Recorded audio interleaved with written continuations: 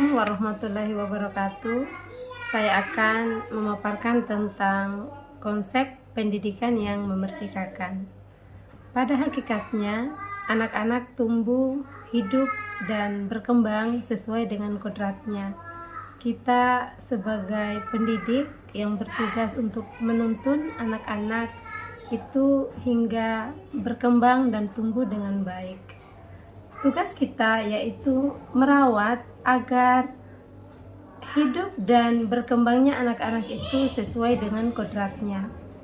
Ketika kita mengajarkan hal-hal yang baik atau hal-hal yang bermanfaat, maka begitu pula anak-anak akan tumbuh dan berkembang untuk bisa bermanfaat serta berkualitas dalam kehidupannya. Proses belajar yang diharuskan adalah bagaimana anak-anak itu bisa mandiri, berkomitmen, dan juga berproses.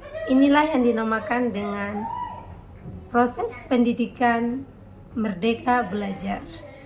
Jadi, di dalam merdeka belajar, anak-anak itu diajar untuk berkomitmen. Mereka berkomitmen untuk belajar walaupun tanpa guru. Itu mereka harus belajar atau kapan dan di mana saja mereka sudah memiliki komitmen untuk belajar.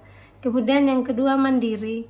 Mandiri di sini adalah anak-anak itu belajar walaupun bukan dari guru, tetapi mereka mandiri dengan mencari sumber-sumber belajar, mungkin di perpustakaan atau di buku-buku yang lainnya.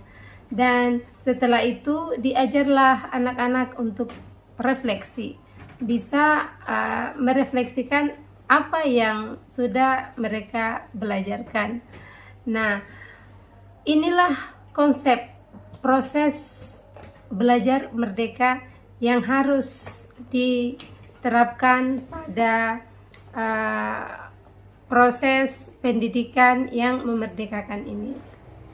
Sebelum saya memahami konsep ini, sebelumnya saya sebagai pendidik itu menerapkan pendidikan yang menjadikan guru itu sebagai pusat pembelajaran. Siswa hanya menerima, dipaksa untuk belajar sesuai dengan kurikulum yang sudah disepakati dan sesuai dengan rencana pembelajaran yang dibuat oleh guru.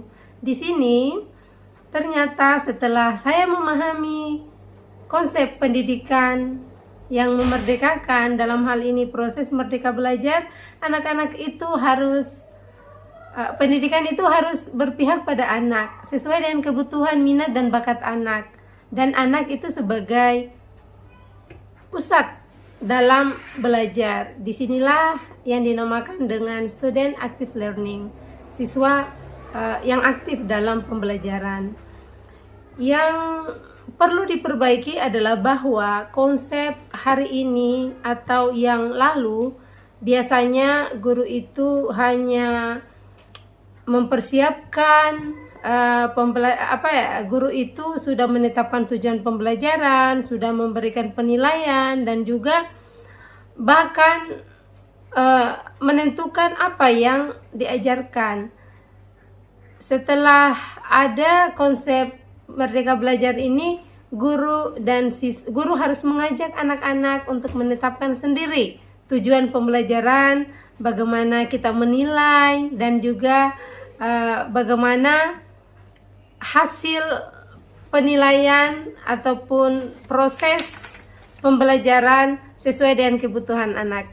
Terima kasih. Assalamualaikum warahmatullahi wabarakatuh.